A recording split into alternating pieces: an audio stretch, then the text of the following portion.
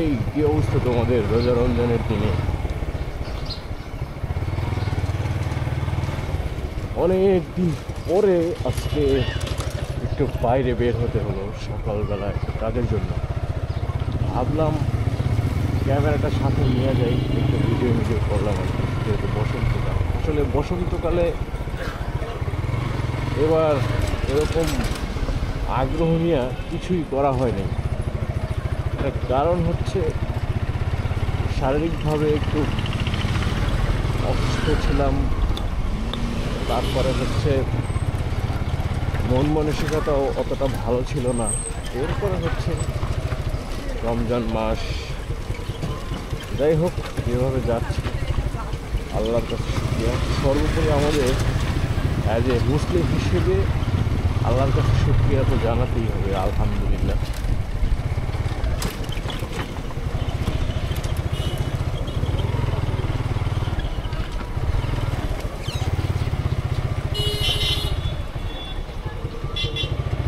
অনেক দিন পরে সকালের রোদ লাগতেছে, ভালোই লাগতেছে।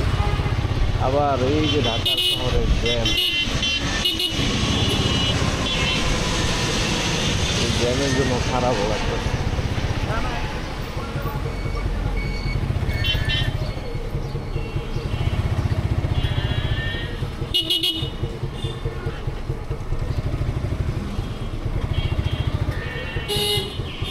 এই বামে যাবো আমি।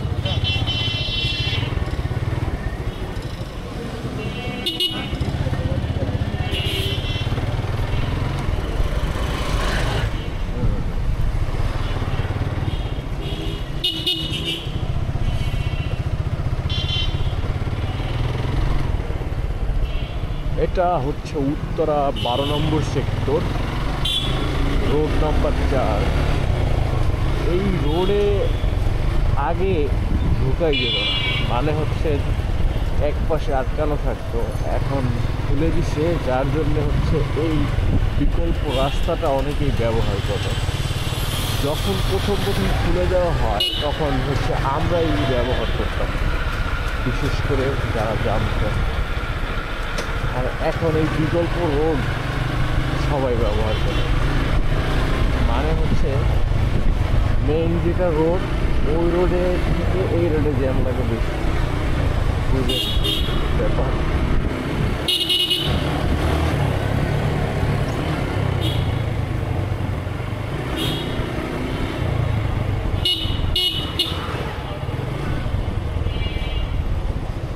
দেখেন তার অবস্থা।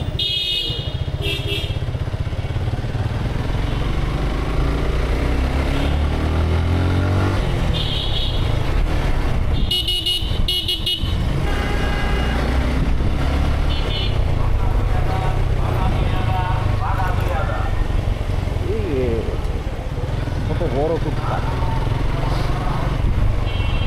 তবে উত্তরা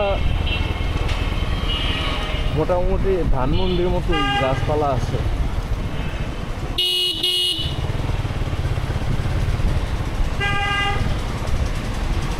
এই জন্য গরমের দিনে একটু শান্তি। আজকে তাপমাত্রা যতটুকু দেখলাম যে 36 থেকে 37 ডিগ্রি সেলসিয়াস তাপমাত্রা, এটা খুবই ভয়াবহ আমাদের জন্য। আর খুব অল্প দিনের মধ্যেই এই তাপমাত্রাটা এতটা বেড়ে যাবে এটা আসলে ভাবি নাই। ওই দিন হঠাৎ করে মোবাইল বের করে চেক করে দেখলাম যে এই অবস্থা। তাছাড়া বৃষ্টি তো একবার হয়েছিল অনেক দিন আগে, পরে আর বৃষ্টিও হয়নি। সব মিলিয়ে ওয়েদার এতটা খারাপও না, আল্লাহ ভরসা।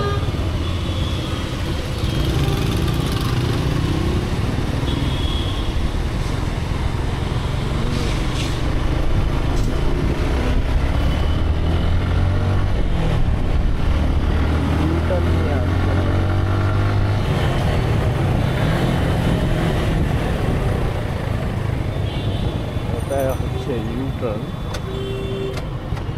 এই ইউটার্নটা অবশ্যই আমাদের উপকারের জন্য।